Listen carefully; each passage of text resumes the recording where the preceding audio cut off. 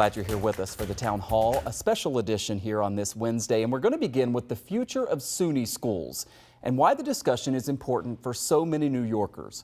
Remember, more than 95% of people in this state live within 30 miles of a SUNY campus, with 1.4 million students total on top of some 90,000 staff members. Well, today, the university system's chancellor gave his State of SUNY address. Some of the questions in focus tonight: will SUNY schools house migrants this summer? What can students expect to pay for tuition next year, looking at all the funding? Also, how much money will the SUNY system get as part of the state budget? You can tell Chancellor Dr. John King has his work cut out for him. He was appointed in December, started the job in January, and since then he has toured all 64 SUNY campuses. And tonight, he is joining us live here on the Town Hall, hours after giving that speech. Chancellor King, we appreciate you taking some time for us here. I just wanted to give those numbers off the top because everyone watching is impacted by the SUNY system. It's also so important to the economy of New York State. I do want to start with what's a little bit in the news right now, and this idea from the governor in terms of using some SUNY campuses as temporary housing for migrants. What can you tell us about how that has progressed and how you and your colleagues within SUNY are preparing for that possibility this summer? Well, thanks for the opportunity to join you. Of course, SUNY plays a vital role in the state, and we are committed to serving the state well. Governor Hochul asked all state agencies to identify any assets or resources they could bring to bear to help address the real humanitarian crisis that we are facing with the asylees. And at SUNY, we've done that. We've shared information with the governor's office that they're reviewing. They have not made any determination yet on their plans moving forward, but we understand we have a responsibility at SUNY to be a part of solving the biggest challenges facing the state, whether that's tackling climate change, preparing the healthcare workforce we need, or helping to address this humanitarian crisis. Chancellor King, I spent some time today with our producer looking through the state budget that passed a little while back, and I believe the numbers are right here. It's about $163 million more for SUNY this year compared to last year in terms of operating expenses, so that's a nice bump. Also $1.6 billion for SUNY capital projects.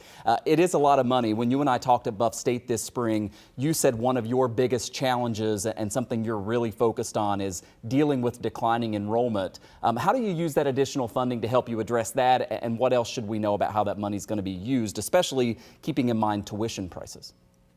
Yeah, look, we are very grateful to Governor Hochul and the legislature for this real vote of confidence in SUNY and this commitment to the role that SUNY can play in the state.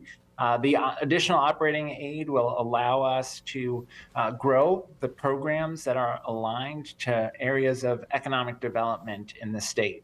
More programs to prepare folks for the semiconductor industry, more programs to prepare folks for green jobs in wind and solar, more resources to train the nurses and other healthcare workers we need.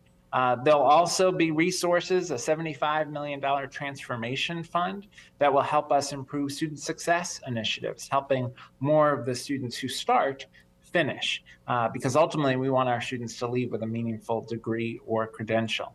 The capital investments will allow us to do things like build new labs at University at Buffalo that will help us drive the kind of research that will attract federal research dollars to the state and grow our economy. So we're excited about this investment. It's really the best budget for SUNY arguably in 20 years. And we're excited to use these resources to invest in our students. I want to pick up on what you just said about the University at Buffalo, about UB's campus. The governor has said that she wants it to be a top 25 public research university in the entire country. It's a lofty goal. What can you tell us about what's happening behind the scenes to make that a reality one day? Well, the great thing is the governor has been willing to put resources behind that commitment. So there's $100 million in the state budget for labs at UB. There's the creation of a $1.5 billion endowment matching fund that will help us raise philanthropy at UB, at Stony Brook, at Binghamton, and at UAlbany. Those philanthropic dollars matched with state funds will allow us to recruit the faculty, invest in graduate students that are vital to the success of the research endeavor. And the additional operating aid actually covers what the governor had originally proposed as differential tuition or additional tuition at the university centers to support research. So we really have now the resources we need to grow the research capacity at UB and really help UB become a school that's mentioned in the same breath as UC Berkeley or UNC Chapel Hill. Yeah, and we know how important it is to Western New York's economy, to all that we do here in this part of the state. Dr. John King is the 15th Chancellor of the State University of New York, the SUNY System. Thanks for taking some time for us on what I know what was a big day as you gave that speech. Thank you, sir. Thank you.